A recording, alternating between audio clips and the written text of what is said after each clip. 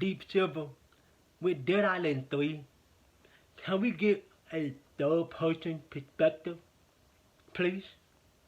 Knows the sea's dark blue, without light. What's up, gamers? What's up, HELLRAISERS? Welcome back to yet again another gaming review, and we is about to review Dead Island 2.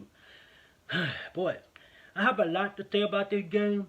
I'm gonna try not to make this video too long, but I will be completely honest with you.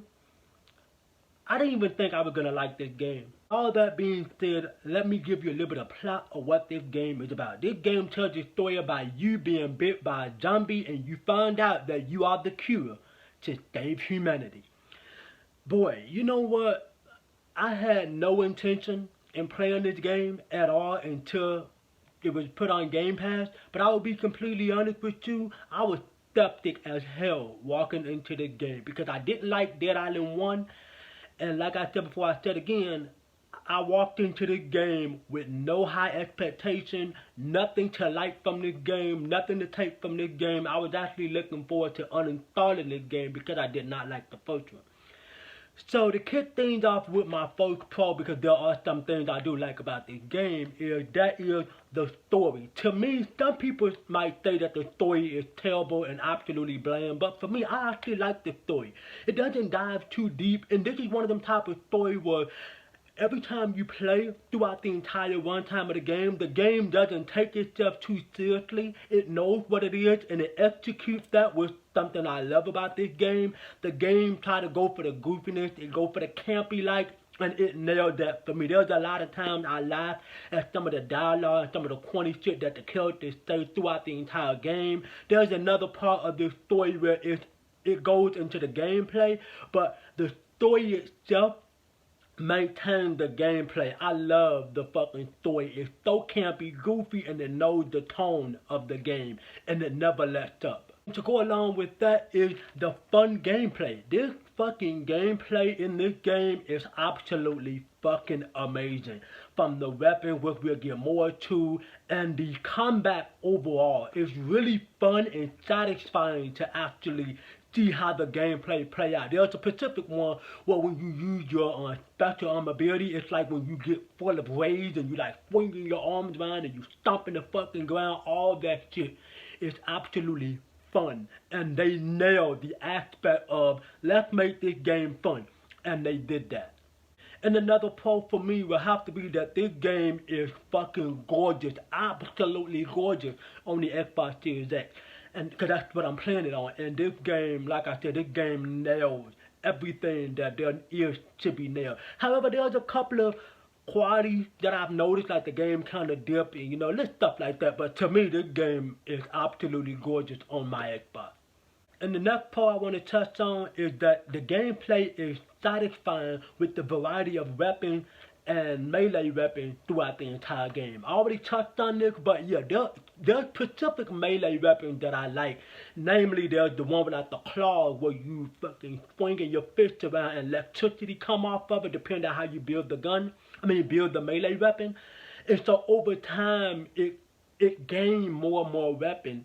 More and more weapon damage, and the more you do it, the more damage you can deal, and it sends off this electricity that surround a bunch of zombies, and they all get electrocuted and fucking die. It's satisfying to see. There's a couple of guns in here too, but you might want to consider using the melee weapon because it's a lot more fun when you're using the melee weapon.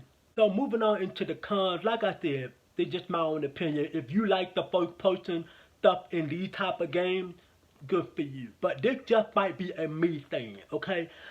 The first person perspective in a game like this is it drives me nuts. It throws me the fuck off because it's hard to kind of see what you're doing when you're surrounded by a bunch of fucking zombies hitting you all at once, and especially when they all try to hit you and you gotta hit the dodge button. It's very difficult to look at that when you got one in front of you that you're trying to hit, because there's like specific zombies that you don't want to hit you. Otherwise, they hit you once, you're dead, depending on the difficulty that you play it on.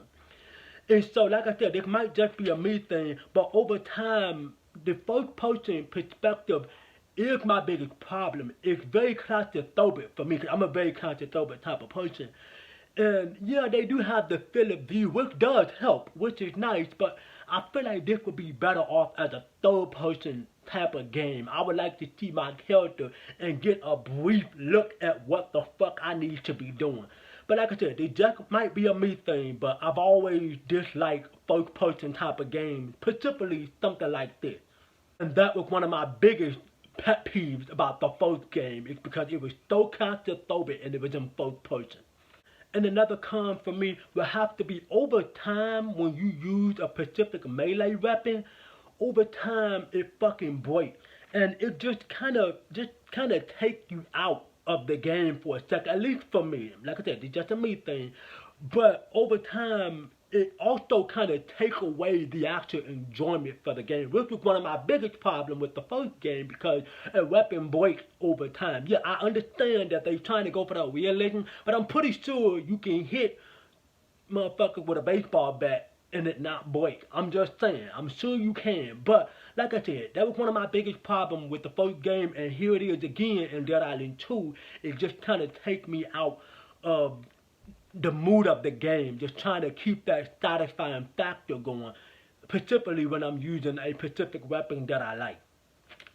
And to go along with that is the fact is that you have to keep upgrading your weapon with physical money, and the cost is absolutely fucking insane to keeping your weapon from breaking, and over time your weapon wears out, which also another thing that kind of takes me out from the game itself. I still like the game, but it just kind of takes me out of that moment when I'm in the middle of fighting and I see my weapon just slowly going down. It's just absolutely frustrating as hell to see.